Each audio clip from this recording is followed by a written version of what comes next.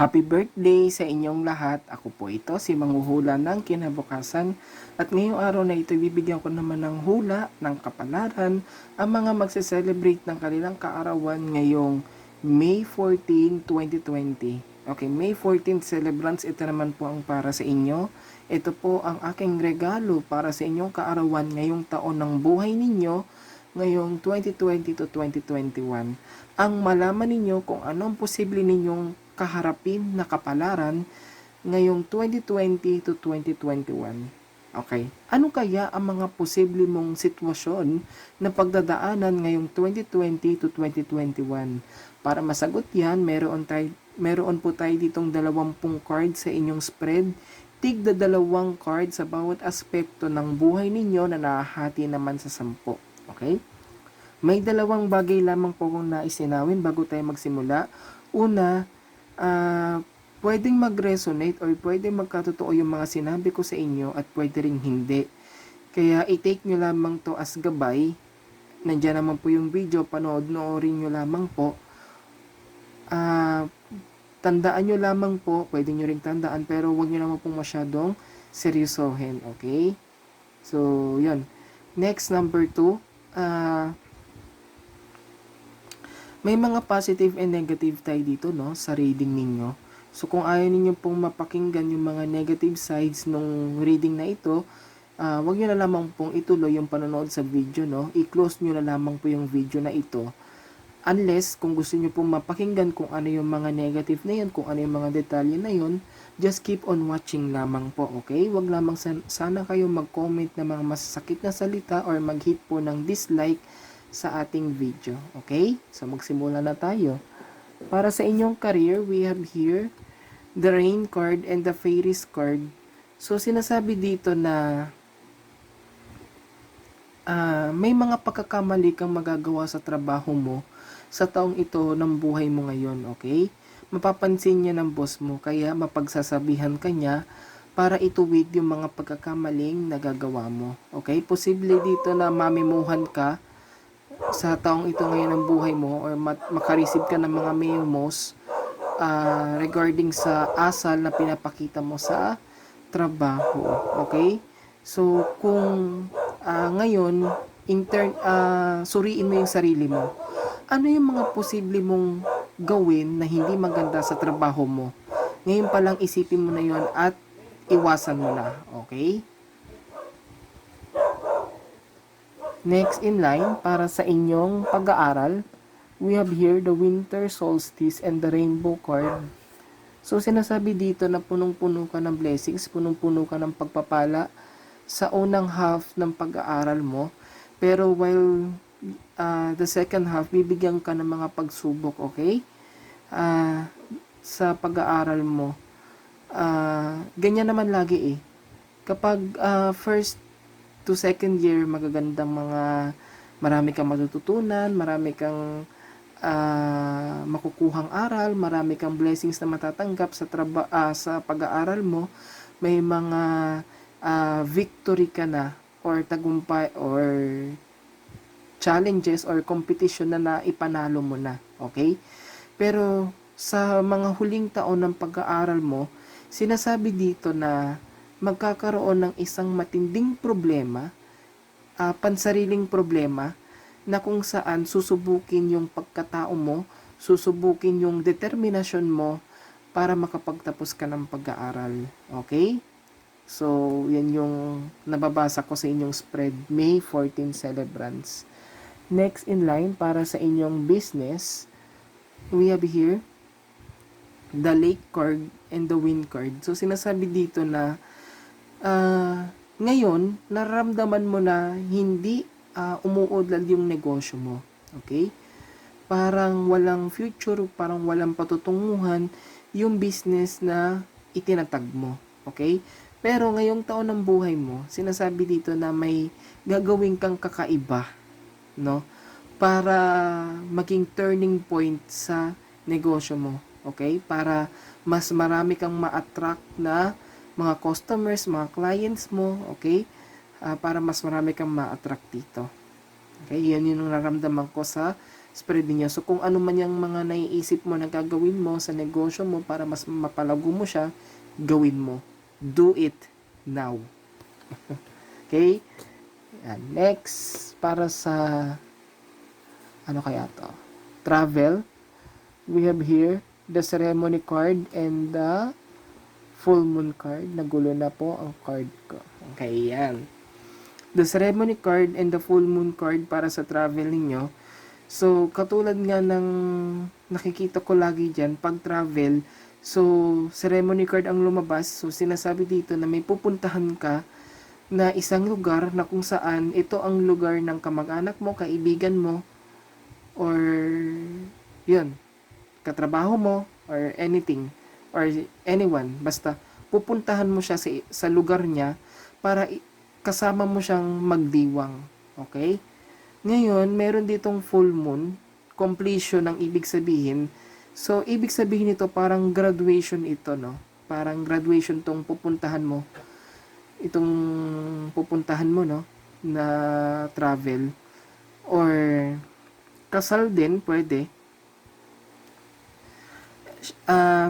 Dito, moon kasi so gabi, maybe, ang pagpunta mo rin dito ay Pasko or bagong taon, since yung mga sineselebrate natin ay nagaganap kapag gabi, so Pasko, bagong taon, so yan yung mga posible mong dahilan kung bakit ka pupunta sa probinsya or sa lugar na yon. Okay?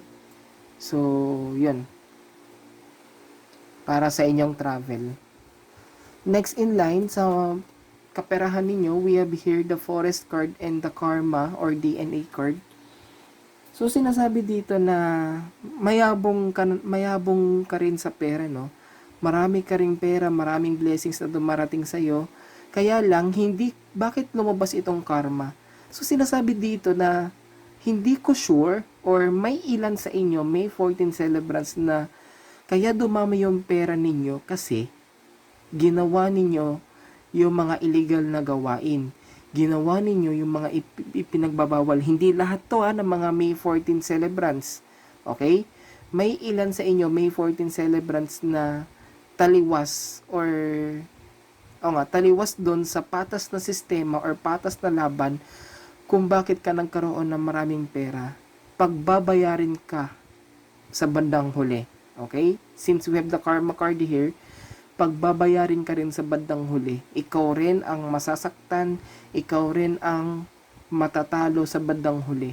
Pero kung maganda naman yung ginawa mo, kung kung patas mong kinuha yung pera, kung sa palagay mo ay kinuha mo yung pera na yon or inangkin mo yung pera na yun sa malinis at maayos at marangal na paraan, then hindi ka matatamaan nito. Pero kung dun sa masama mong paraan kinuha, asahan mo na yung naghahantay na parusa para sa iyo. May 14 celebrants. Okay? Next in line para sa pag-ibig, we have here the dream time card and the tsunami card. Since na ang ibig sabihin ng tsunami ay wake up call, so sinasabi dito na kung ikaw ay nagbubulag-bulagan sa relasyon mo, sa iyong kinakasama, sa iyong jowa, sa iyong boyfriend, girlfriend, or sa iyong asawa, may isang pangyayari sa taong ito ngayon ng buhay mo na kung saan magbibigay sa iyo ng kaliwanagan. Kung nagbubulag-bulagan ka dati, ngayon magre-react ka na rin. Okay? Dahil ikaw mismo ang nakaranas nung ginawa niya. Okay? Ikaw mismo ang nakahuli, ikaw mismo ang nakatuklas. Since we have the creation card here, ikaw mismo nakatuklas, ikaw mismo nakadiscover, ikaw mismo nakakita, at magigising ka na sa katotohanan. Okay? So, bahala na po kayo kung paano nyo i-interpret to, no? Itong sinabi ko, ito ang lumabas sa card ninyo. Okay? Kung nung una, inaakala mo na parang isang pantaserye yung relasyon mo, dahil sa isang pangyari na yun,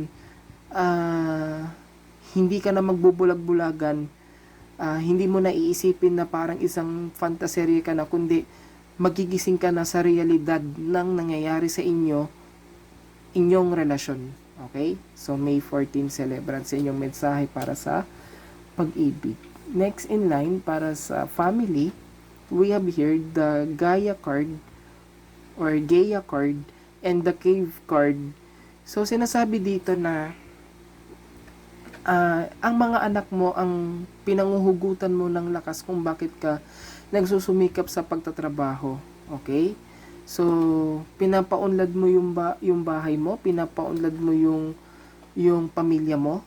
Okay? Sa pamilya mo, inilalaan yung mga sweldo na natatanggap mo sa pagtatrabaho mo, no? So, dahil nga sa determinasyon mo na yun or dahil sa isipin mo na yun tungkol sa pamilya mo, kaya mas lalong nag-aalab yung puso mo pagdating sa pagtatrabaho, yun ang pinanguhugutan mo ng inspirasyon kung bakit ka patuloy na nagsusumikap sa trabaho mo ang pamilya mo. In the end, lalaki sila ng maayos ng dahil sa'yo. Okay? Kahit na busy ka sa trabaho mo, naglalaan ka pa rin ng oras sa kanila at nagtuturo ka pa rin sa kanila ng mga magagandang asal, okay? Na babaonin nila pagtanda nila, okay? So, ikaw yung magbe-benefit dito, May 14, celebrants pagdating sa family. Next in line para sa tragedy or disaster, we have here the Lotus Flower card and the Whale card. So, sinasabi dito na kasi may whale card sa dagat to, no? So, sinasabi dito may isang trahedya sa dagat na ikaw haharapin. Okay? Ingat ka lamang dito sapagkat ito ay malapit ng lumitaw. Malapit na itong mangyari. Okay? At mangyayari yan sa taong ito ng buhay mo. Okay? So, kung may travel ka na ang means ay magbabangka or magbabarko, ingat ha, ingat lamang po. Magdasal lagi na naway hindi ito mangyari sa inyo. Next, para sa health, we have here the Iceberg card and the Ocean card. So, sinasabi dito na hindi maganda yung status ng health mo ngayong taon ng buhay mo, no? So, sinasabi dito na lulubog ka, no? Lulubog ka sa sakit na mararamdaman mo ngayong taong ito ng buhay mo, no? Parang matagal itong sakit na to, no? Na pagdadaanan mo. Pero dahil nga sa picture na ito ng ocean, may araw na lumitaw. So, ibig sabihin dito, darating din yung panahon na gagaling ka sa sakit na ito at may kapalit din, may blessing in disguise din kung bakit, may blessings din or may aral ka ring matututunan kung bakit nga ba ikaw ay nagkasakit. Okay? So, isa lang naman ang bottom line dito. Kung ayaw mo magkasakit ngayong taong ito ng buhay mo, alagaan mong mabuti ang sarili mo, mag-ehersisyo, kumain ng tama, at matulog ng maayos. Tama sa oras. Okay? Next, para sa community mo, we have here the Love card and the Shaman card. So, sinasabi dito na posibleng makagawa ka ng mali sa kapwa mo. Okay?